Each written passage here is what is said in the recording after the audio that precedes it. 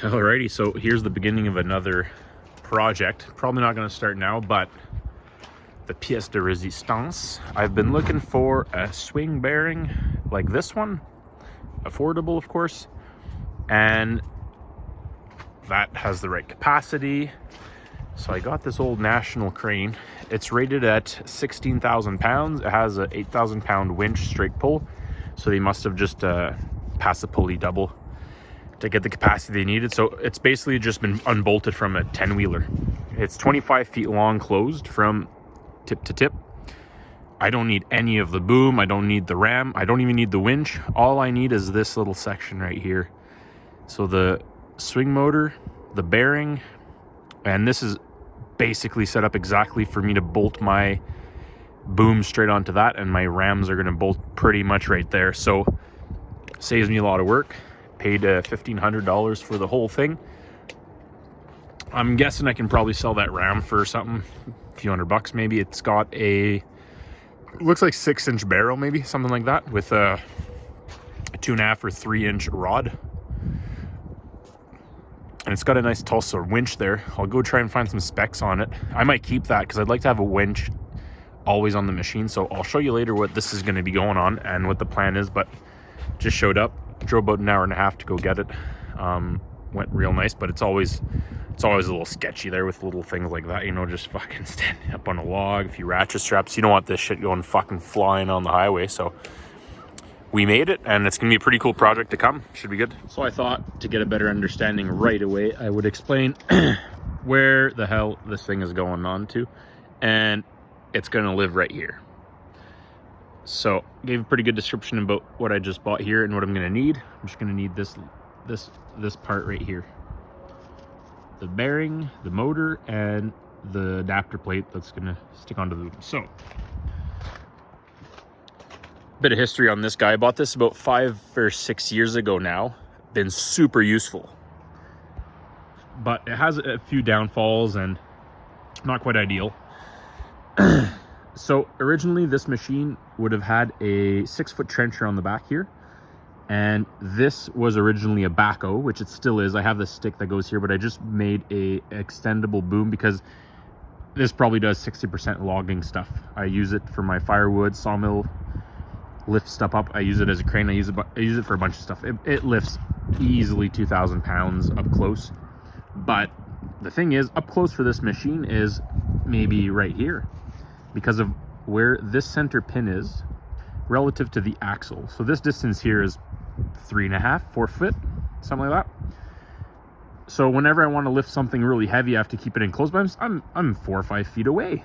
So, and I've got the weight of this backhoe here. I've got the bearing and the legs and all the stabilizer. Everything is just way forward for not any good for what I do. So this originally, the backhoe would have just been to dig out your trench if you run into some rock, or if you want to do a 3-way or whatever, fiddle around. So when you're trenching in the back, you stop and dig your rock out or whatever. And the operator seat is right here. So the idea is, I want to grab this seat, get the operator sitting about 24 inches back there. So I would take this deck off. The idea for now is to make this a swivel operator seat with the remote, so that I can go both directions. Because the cool thing about this machine is it's hydrostatic. So forward, reverse is hydrostatic, so it doesn't matter what direction you're going in, you're efficient in both directions.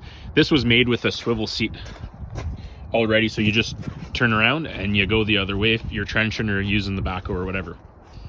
So I would back the seat up, and the swing bearing of this crane would go into where that fuel tank is down there. So I'd rip that out there, take these anchors out, take these little suitcases on each side, get all of that out, probably reuse some of it for my original seat at the back.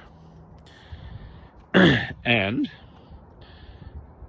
that would be basically the idea. So I want to have, if you can imagine, a 2-piece boom. So the pin I measured it, it's about where that seat is, right where my finger is, right there. So the top pin for the boom link would be there. So I think I'd run about 36 to 42 inch boom, and then I'd have another piece of boom that would go down here, and this would be to run it as a loader, right? So you see the linkage here. I'll try and draw it out. So there'd be a linkage there, and I can put forks or a bucket or a grapple or maybe even a side mower or something. And with these forks swinging 360 degrees, I can go all the way around and grab stuff back here. And then if I want to take the bucket out, I can just pin onto this boom right here. So this is a 4-foot extendable boom with log grapple, which I need, and I can pin onto my digging stick. The other downfall of the backhoe design is you can only do 180 degrees. So if I want to play around here, it's about as far as I can go. But it's fun to bring your material somewhere here. Obviously, it'd be cool to do 360 degrees, but I've got the motor there in the way. This unit's got about 70 horsepower, which it doesn't really need. It only has that much power because of the massive hydraulic pump that runs the trencher originally. That thing probably takes 30 or 40 horsepower just to itself. So there are 1-inch hoses running to the back that are still there. They're still there. So there's the 2 hoses and the bleeder hose, if you want, the case drain, as they call it. So what would be cool is to run this 1-inch hose and run it in the boom, and then I can run I could run some hydraulic intense implements like a brush cutter or a mower, mulcher, whatever, to kind of clean up the woods and clean up the ditches. So I can just run alongside the ditch and run there. So lots of ideas for this project, but we really needed this bearing. It is quite a bit oversized for what I want to do, but I want to be able to push snow and use this as a loader and use it quite heavily. So I'm going to be sitting in back of that. I wanted something nice and sturdy. This is going to add a little bit of weight, although it's not that heavy. It's surprising that this is a 16,000 foot boom, but really up close. So it's surprising how it's a little massive, but it's not too bad. It's a 24-inch diameter bearing, and it's about 28 inches from the pin to the base plate that I'm going to be welding onto this frame here. So that's pretty much it. The other thing that annoyed me is I can never pin a trailer back here. This bearing here sits really low.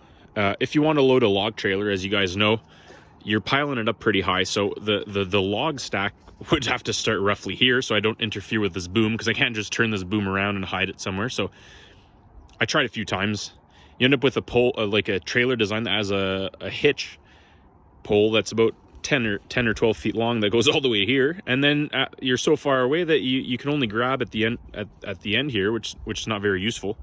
So bringing all of this stuff back where the seat is, I can tuck my boom in and just pin a trailer and have it nice and close, because when you're going out in the woods, it's not fun to turn corners and shit grabs into trees and whatnot. So I'm going to attempt to unload this with this. I think this probably weighs at least 4,000 pounds. This guy can handle a couple, so I'll see if I can slide the boom off one side at a time or something like that. So that's it. So for today, we'll just unload it, and I'll try to upload some more stuff when I get going on this project, though. Should be pretty cool.